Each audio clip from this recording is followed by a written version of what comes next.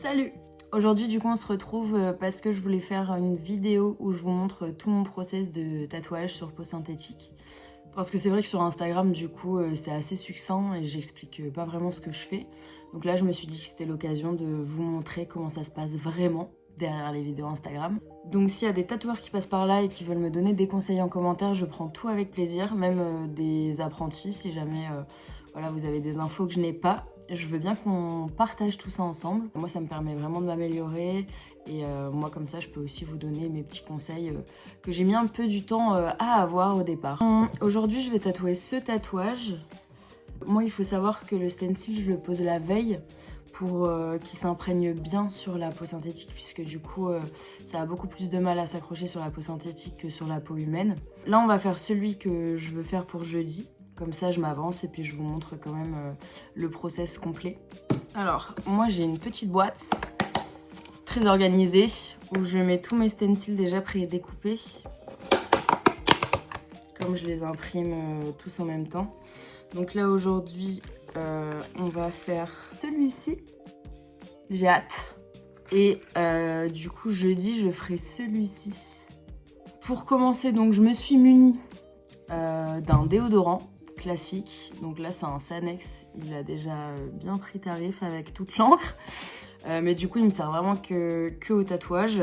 Donc voilà, je pense que c'est une solution économique aux produits de base pour faire tenir le stencil. Je l'ai, mais j'avoue que comme ça coûte plus cher, je préfère le garder pour les peaux humaines, tout simplement. Donc là, je prends le déo. Je vais mettre plutôt en haut pour pas être gênée aujourd'hui. J'adore décoller le stencil. C'est tellement satisfaisant. Je le retourne. Je le place au bon endroit. Bon, l'avantage ici, c'est que c'est une peau synthétique, donc on n'a pas trop peur de se louper. J'essaye de commencer toujours par le centre pour essayer de ensuite pousser vers l'extérieur. C'est assez rapide hein, pour s'imprégner, donc moi je l'enlève directement. Ça c'est bon, il est juste là, donc je vais le laisser sécher du coup plusieurs heures. Je le laisse pas toute la nuit, j'avoue, puisque j'ai peur qu'il parte plus du tout après ça. Mais je le laisse quand même, on va dire 3-4 heures, poser, puis ensuite je l'enlève. Là, ce qui est important, c'est du coup de remonter ses manches. Petit conseil. Donc là, on met l'encre. Vous allez rien voir et je vais faire n'importe quoi.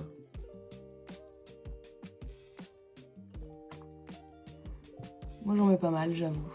J'ai que 2 formats d'aiguilles. Donc j'ai le 5M1 Magnum. Faire les remplissages plutôt. Parce que moi je fais que des remplissages et des traits. Et j'ai la 5RL pour tout ce qui est trait, traçage. Après voilà, moi je fais pas du tout d'ombrage donc elle peut aussi servir à faire des ombrages. On place l'aiguille. Je vais mettre un peu de grip pour pas que ça glisse. Donc là comme ça glisse plus avec le gant en fait. Et puis c'est parti tout simplement.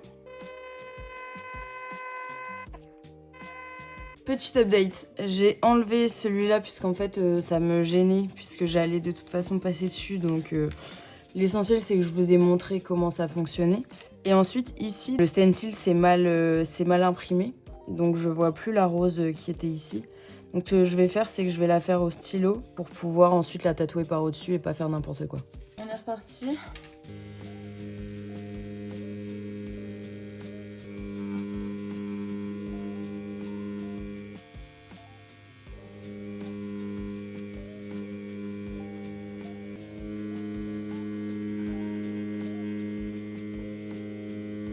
Bon, on se retrouve comme ça parce que j'ai trop la flemme de bouger le trépied. Mais du coup, ça donne ça. Et je sais pas si vous l'avez vu, mais j'ai galéré. Parce que du coup, toutes les fleurs ont bavé sur le stencil. Donc j'ai dû toutes les faire à la main. Voilà. Là, j'ai nettoyé une première fois. Donc vous voyez, c'est pas du tout dense, le noir est gris en fait. Voilà, il faut vraiment passer 2 fois pour que le rendu soit correct et bien foncé. Mais c'est vraiment typique aux peaux synthétiques, hein. Sur la peau humaine, c'est pas du tout le même fonctionnement.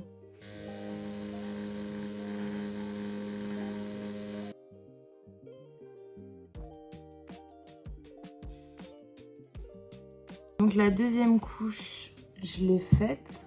On nettoie avec mon produit magique, qui coûte pas cher en plus de ça.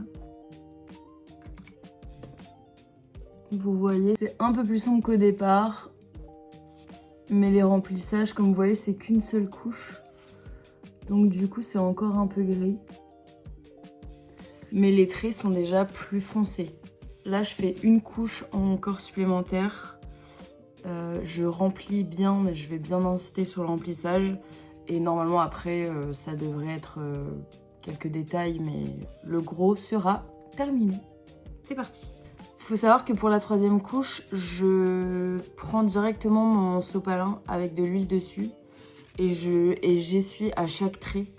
Comme ça, je sais si il a bien, si c'est bien imprégné dans la peau synthétique en gros. Je sais pas si c'est clair. Mais en fait, dès que je fais un trait et que j'ai un doute, j'essuie. Comme ça, je vois s'il est bien rentré.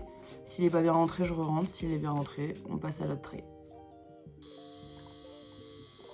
On remplit.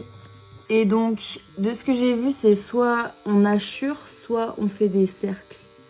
Donc moi, je fais des cercles. L'abus. C'est bon, enfin. Et voici le résultat. Je sais pas si vous voyez bien en fait. Voilà. Je suis trop contente. Il est super beau lui, je voulais me le faire. J'avoue. Peut-être qu'il sera pour moi. Si vous voulez vraiment que je vous montre la totalité d'une vidéo Instagram, donc là j'ai du coup tous les plans pour faire le montage. Et si vous me suivez, vous savez que du coup je fais aussi un plan où j'arrive et un plan où je pars. Donc ça je le fais toujours à la fin de mon tatou quand j'ai plus rien à faire. Et aussi un plan où j'essuie le tatou en fin de vidéo. Je fais ces plans là et on se retrouve juste après pour faire un petit débrief sur le résultat du tatouage. Mon petit retour sur ce tatouage. Les roses en fait avaient complètement bavé avec le stencil. Donc du coup j'ai eu énormément de mal à retrouver mes traits. Donc finalement je les ai fait à la main. C'est l'avantage de la peau synthétique, c'est un entraînement. On peut voir aussi que sur cette fleur là, en fait j'ai vraiment, j'ai un petit peu débordé je pense à un moment. Et donc il y a des pétales qui sont plus épaisses que les autres, ici et là. Et ensuite après je trouve que j'ai pas vraiment eu de difficultés majeures, si ce n'est le temps que je mets à faire les remplissages. Mais bon, j'adore le rendu en fait avec beaucoup de noir. Vraiment en noir et blanc quoi, c'est un style de tatouage que j'apprécie beaucoup pour le moment. Et en plus en termes de technique, du coup ça me permet d'apprendre le remplissage et le tracé tout simplement. Donc c'est plutôt pas mal. En fait si je mettais un peu plus de temps, je pourrais vraiment avoir un noir profond, mais j'avoue que en fait j'ai trop peur de trop abîmer la peau. Et aussi un petit truc satisfaisant que j'aime faire, c'est que je regarde si j'ai traversé la peau synthétique. Parce que du coup, ça nous permet de savoir si on va trop profond ou non avec la peau. Et là, j'ai pas l'impression qu'il y a un trou qui s'est formé. Donc, c'est une bonne nouvelle. De toute façon, le but, c'est pas d'être parfait. Pour le moment, c'est de progresser à chaque tatouage et surtout que je m'autocritique pour pouvoir avoir du recul sur ce que je fais et voir ce qui est bien ou pas bien. L'avantage avec les réseaux, c'est que j'aimerais bien avoir un petit peu de conseils du coup de personnes qui savent peut-être mieux que moi comment bien pratiquer le tatouage. En tout cas, j'espère que la vidéo vous a plu. Moi, j'ai bien aimé vous expliquer du coup toutes ces petites étapes qu'on voit pas sur Instagram.